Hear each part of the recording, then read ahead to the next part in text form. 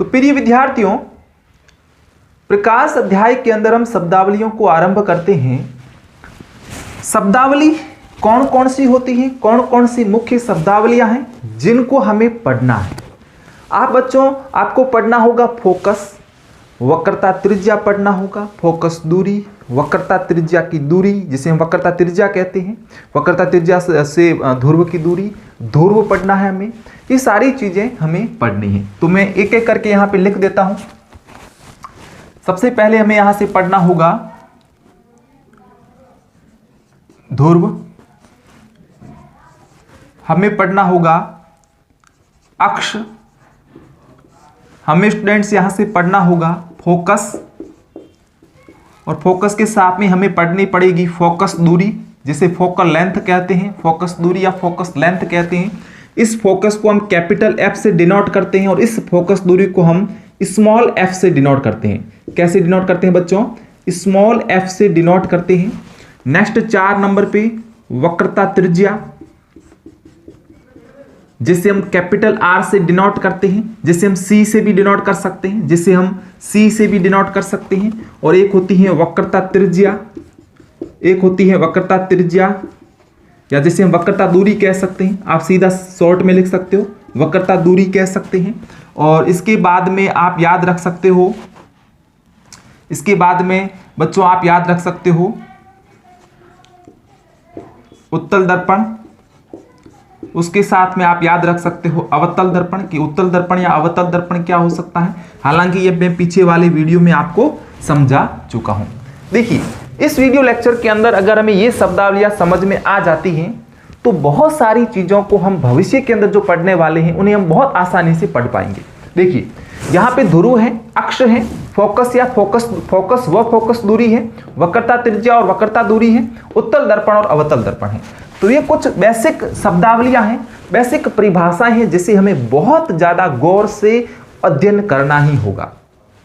अगर इसे हम ध्यान से नहीं पढ़ेंगे तो भविष्य के अंदर जो भी प्रश्न आने वाले हैं उनको हम बिल्कुल सॉल्व नहीं कर पाएंगे। इसलिए इस वीडियो को अंत तक देखें, समझ के देखें, अच्छे से ध्यानपूर्वक देखें। देखिए, पहला जो परिभाषा रहेगी, पहली जो शब्दावली हमारी है वो है ध्रुव।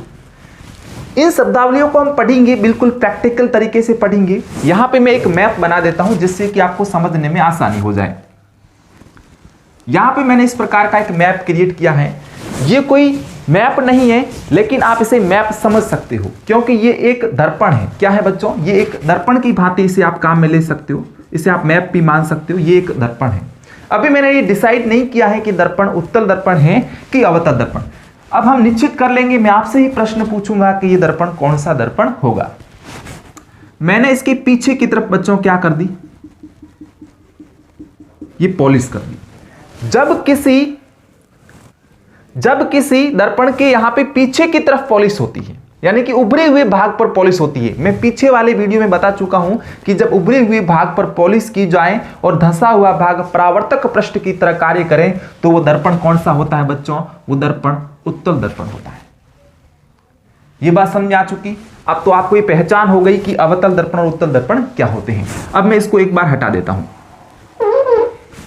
अभी हम केवल इतना ही रखते हैं।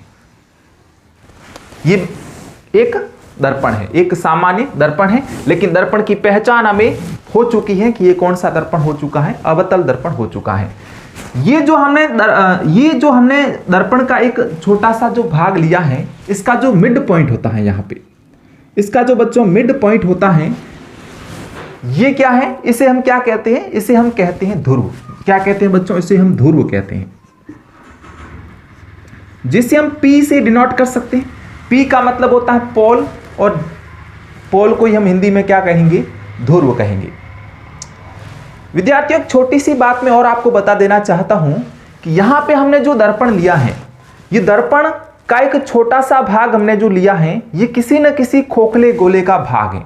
क्या है बच्चों? ये किसी न किसी खोखले गोले का भाग है। फॉर एग्जाम्पल, मैं यहां से इसको इस खोखले गोले का भाग मान लेता हूं।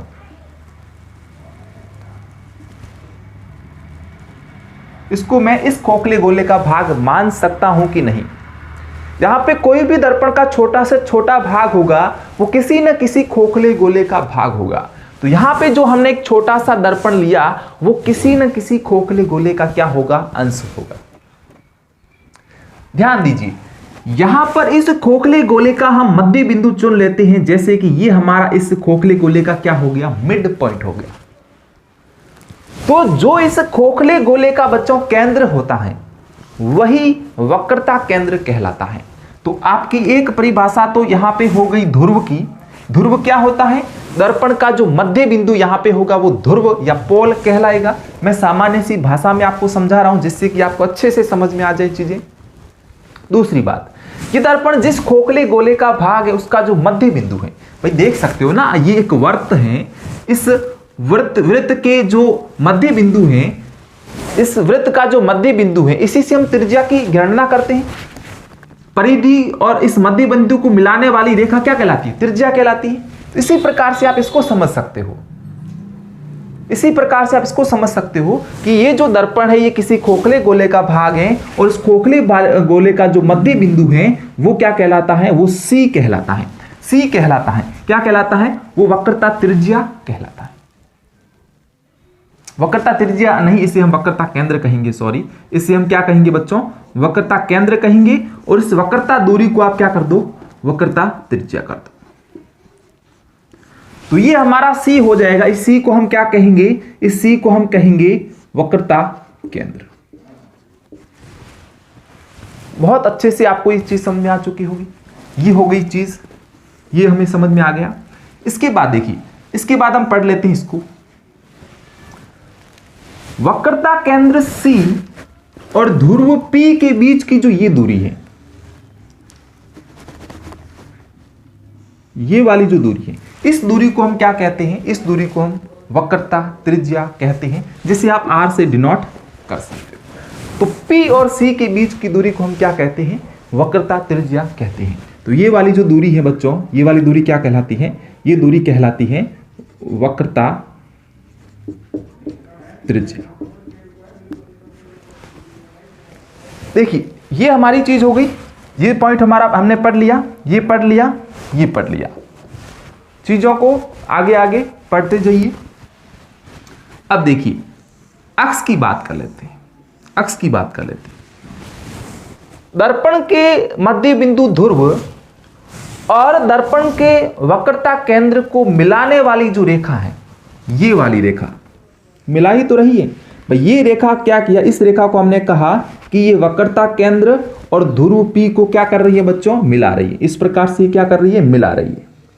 तो वक्रता केंद्र C और ध्रुव P को मिलाने वाली जो ये रेखा है, ये जो रेखा है बच्चों, इस रेखा को हम क्या कह देंगे, इस रेखा को हम मुख्य अक्ष कह देंगे। क्या कहेंगे, मुख्य अक्ष कह देंगे। ये चीज आपको यहां से समझ में आ चुकी होगी। मुख्य अक्ष की परिभाषा भी आपको, इसे अक्ष या मुख्य अक्ष आप कह सकते हैं। तो चीजों को समझते जाइए। देखिए, वक्रता केंद्र और ध्रुव P को मिलाने वाली जो रेखा होती है उसे मुख्य अक्ष कहते हैं। दर्पण एक खोखले गोले का भाग होता है और इस खोखले गोले का जो मध्य बिंदु होता है उसे वक्रता केंद्र कहते हैं। वक्रता केंद्र और ध्रुव के बीच की दूरी को वक्रता त्रिज्या कहते हैं। अब हम बात कर लेते हैं फोकस और फोकस दूरी की। जब बच्चों मुख्य अक्ष के समानांतर कोई किरण यहां से आपतित होती है, फॉर एग्जाम्पल यहां पे हमने पीछे की तरफ क्या कर दिया, पीछे की तरफ बच्चों हमने पॉलिश कर दिया। क्या कर दिया, पॉलिश कर दिया। जब मुख्य अक्ष के समानांतर कोई प्रकाश की किरण इस दर्पण पे आपतित होती है, ये क्या है बच्चों, एक दर्पण है। इस दर्पण पर जब आपतित होती है तो आपतित होने के बाद ये जिस भाग से या जिस बिंदु से परावर्तित होती है, फॉर एग्जाम्पल इस बिंदु से क्या हो गई, परावर्तित हो गई। यहां से तो ये किरण क्या हुई, आपतित हुई। क्या हुई बच्चों, आपतित हुई, आपतित हुई। और यहां से क्या हो गई, ये किरण ये परावर्तित हो गई। तो जब प्रकाश की किरण इस मुख्य अक्ष के समानांतर मुख्य अक्ष के समानांतर दर्पण पर आपतित होती है, तो आपतित होने के बाद ये जिस बिंदु से परावर्तित होती है, जिस बिंदु से मुख्य अक्ष के जिस बिंदु से परावर्तित होती है, क्योंकि ये मुख्य अक्ष है और इस मुख्य अक्ष के जिस बिंदु से परावर्तित होती है उसे हम क्या कहते हैं, फोकस बिंदु कहते हैं। इसे हम क्या कहते हैं, इसे फोकस बिंदु कहते हैं। और इस फोकस बिंदु और ध्रुव P के बीच की जो ये दूरी है, फोकस बिंदु और दोनों P के बीच की जो ये दूरी है, इस दूरी को हम क्या कहते हैं, स्मॉल f कहते हैं, और स्मॉल f का मतलब है फोकस दूरी। बस यही शब्दावलियां थी जो हमें पढ़नी है आगे वाले पोर्शन को पढ़ने से पहले। अगर आप इतनी भी शब्दावलियों को ध्यान से गौर से पढ़ लेते हो तो कहीं ना कहीं आपसे यहीं से प्रश्न जरूर पूछा जाता है, और नहीं भी पूछा जाता है डायरेक्टली तो इनडायरेक्टली भी यहाँ से आपको बहुत ज्यादा हेल्प होने वाली है। तो एक बार और मैं आपको समझा देता हूं, पूरा हटा के समझा देता हूं, बिल्कुल आसानी से और जल्दी से यहां से मैं आपको समझाने का प्रयास करूंगा ताकि आपका जो समय है वो बिल्कुल भी खराब नहीं हो और अच्छे से रिवीजन भी हो जाए। ये क्या है, आप कहोगे कि सर ये तो एक अवतल दर्पण है, एक तो अवतल दर्पण है। अगर मैं आगे की तरफ पॉलिश करता तो ये उत्तल दर्पण बन जाता। यहां पर ये बिंदु कौन सा है, मध्य बिंदु P है, P है, ये किसी खोखले गोले का भाग है। इस खोखले गोले का जो मध्य बिंदु होगा वो क्या कहलाएगा, वक्रता केंद्र कहलाएगा। सर वक्रता केंद्र और P को मिलाने वाली ये जो रेखा है ये क्या कहलाएगी बच्चों, ये तो आपका मुख्य अक्ष कहलाएगी। क्या कहलाएगी, मुख्य अक्ष कहलाएगी। वक्रता केंद्र और P के बीच की जो ये दूरी है ये क्या कहलाएगी, ये वक्रता त्रिज्या कहलाएगी। इसके बाद हमने क्या कहा कि जब इस मुख्य अक्ष के समानांतर कोई किरण आती है और जिस बिंदु से होकर परावर्तित होता है, ये आपतित हुई, ये परावर्तित हुई, जिस बिंदु से परावर्तित होती है मुख्य अक्ष के, उसे हम क्या कहते हैं, फोकस बिंदु कहते हैं। फोकस बिंदु और P के बीच की ये जो दूरी है क्या कहलाती है, फोकस दूरी कहलाती है। बिल्कुल बस यही पॉइंट है, यही हमको समझना था। 1 मिनट का काम है, 1 मिनट का भी नहीं, 30 सेकंड का काम है। 30 सेकंड में आप इस डायग्राम को बना सकते हो और अच्छे से अपने अंकों को प्रमोट कर सकते हो। लगातार मेरे साथ जुड़े रहिए, ऐसे ही वीडियो और शानदार आपके लिए लाता रहूंगा। बहुत बहुत धन्यवाद।